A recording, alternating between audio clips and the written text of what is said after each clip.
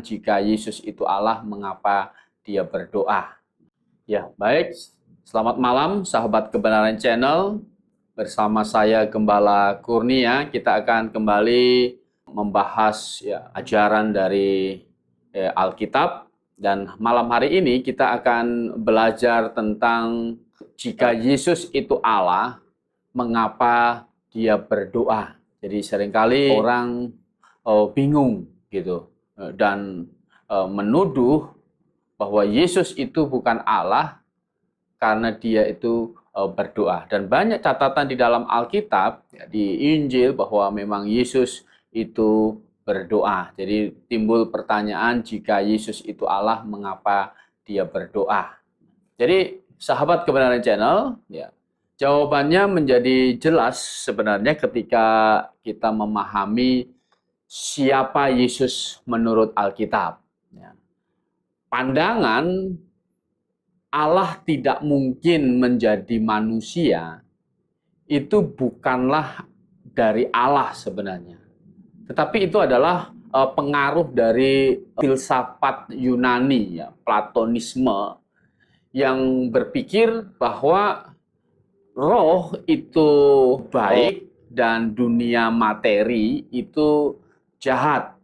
Jadi karena mereka berpikir, filsafat Plato ini berpikir demikian, maka Allah baik, maka tidak mungkin menjadi manusia, materi yang jahat. Jadi ide ini adalah ide dari filsafat Yunani sebenarnya. Jadi pertanyaan, jika Yesus Allah, mengapa dia berdoa? Itu adalah pertanyaan yang intinya sebenarnya sanksi akan Allah bisa menjadi manusia. Begitu. Nah, jadi kalau untuk menjawab pertanyaan Yesus itu Allah, mengapa dia berdosa? Yang pertama adalah Yesus adalah Allah yang menjadi manusia.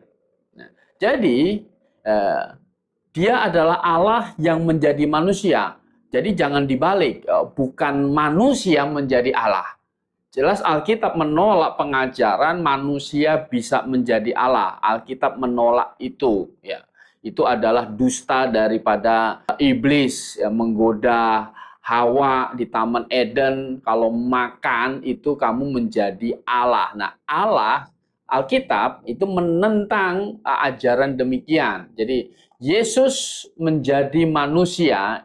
Jadi sekali lagi jangan sampai dibalik, dia bukan manusia yang menjadi Allah, tetapi Allah yang menjadi manusia.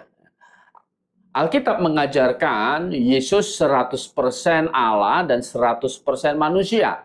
Yohanes pasal 1 ayat 1 dan juga ayat 14-nya. Nah, itu bisa dibaca bahwa pada mulanya adalah firman, firman itu bersama-sama dengan Allah dan firman itu adalah Allah. Tetapi ayat 14-nya, firman itu telah menjadi manusia. Jadi kalau Yohanes pasal 1 ayat 1 dan ayat 14 digabungkan, Allah menjadi manusia. Jadi Yesus itu adalah Allah yang menjadi manusia. Jadi sebagai Allah, dia memiliki nature Allah, satu esensi dengan Bapa, tetapi sebagai manusia, karena Allah menjadi manusia, dia hidup dengan keterbatasan manusia. Jadi Yesus lapar, Yesus merasakan penderitaan, dan termasuk berdoa itu adalah bagian dari nature manusia.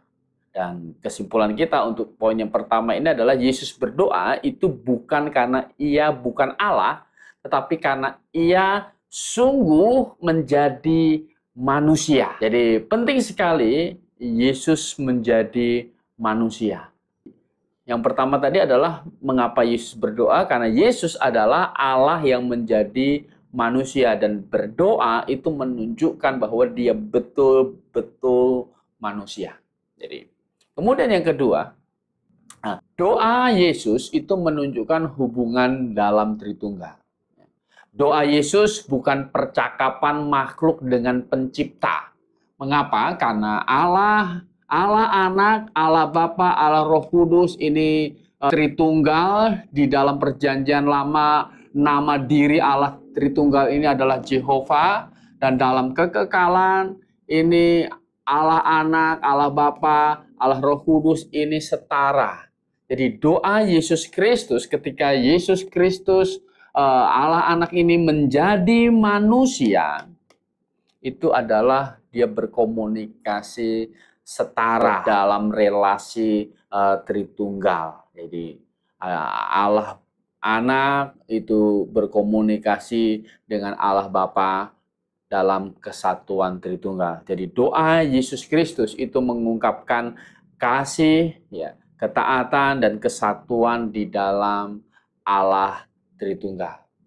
Jadi bukan seperti ciptaan kepada Sang Pencipta, bukan, karena Yesus adalah Allah Anak yang menjadi manusia lewat dilahirkan.